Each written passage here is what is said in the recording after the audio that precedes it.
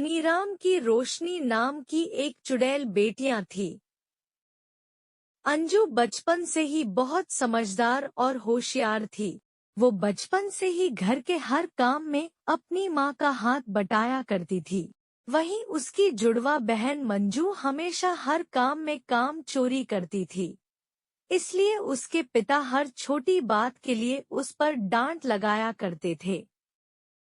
रोशनी को हमेशा से इस बात के लिए ईर्ष्या होती थी कि उसके पिताजी हमेशा सबके सामने रोशनी की तारीफ करते थे और उसकी शिकायत लगाया करते थे।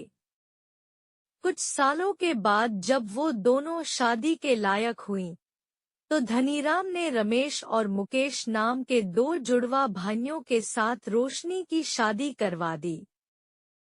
जो किसी को पता नहीं था कि यह चुड़ैल है, विजय को एक घड़ी उपहार में दी जो हर 4 मिनट में 18 सेकंड आगे बढ़ जाती है।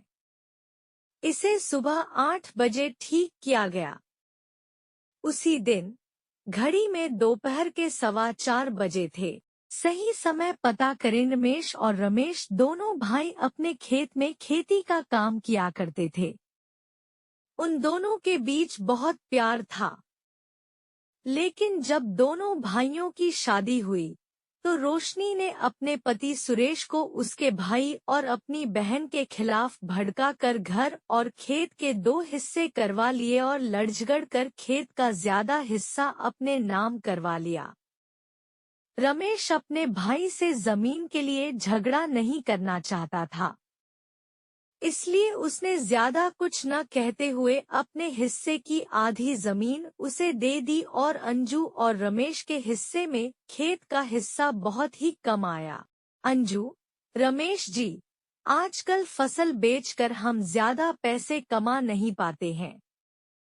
अगर ऐसे ही चलता रहा ना, तो कुछ दिनों में हमें खेती करने के लिए भी कर्जा लेना पड़ेगा।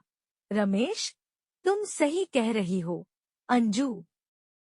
अब मुझे खेती के अलावा भी कुछ काम करना होगा, जिसमें मैं घर का खर्चा अच्छे से संभाल सकूं।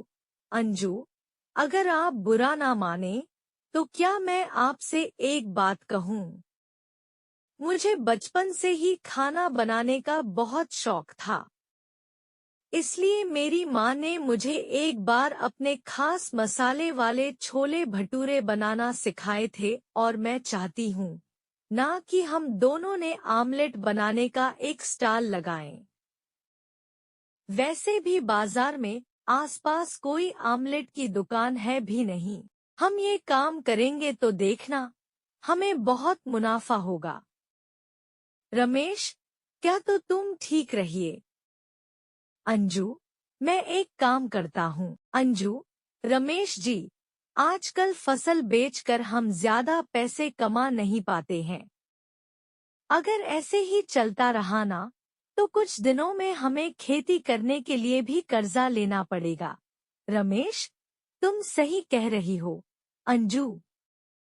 अब मुझे खेती के अलावा भी कुछ काम करना होगा, जिसमें मैं घर का खर्चा अच्छे से संभाल सकूं। अंजू, अगर आप बुरा ना माने, तो क्या मैं आपसे एक बात कहूं? मुझे बचपन से ही खाना बनाने का बहुत शौक था। इसलिए मेरी माँ ने मुझे एक बार अपने खास मसाले वाले छोले भटूरे बनाना सिखाए थे और मैं चाहती हूँ ना कि हम दोनों ने आमलेट बनाने का एक स्टॉल लगाएं। वैसे भी बाजार में आसपास कोई आमलेट की दुकान है भी नहीं।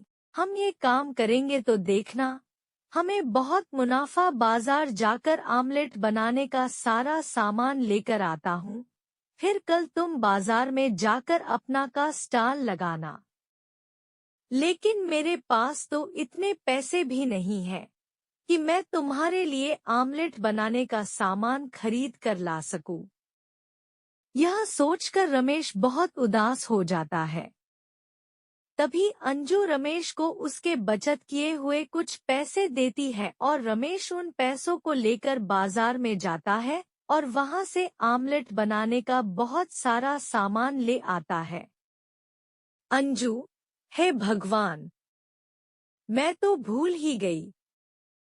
आमलेट बेचने के लिए हमें एक ठेला भी तो किराए पर लेना होगा। लेकिन बचत के तो सारे पैसे तो ये सामान लाने में ही खत्म हो गए। अंजू की बात सुनकर रमेश भी परेशान हो जाता है, लेकिन वो अंजू को शांत करने के लिए उससे कहता है, रमेश, तुम चिंता मत करो, मैं कुछ करता हूँ। गांव में बहुत से जानकार हैं, कोई ना कोई तो हमारी मदद जरूर करेगा।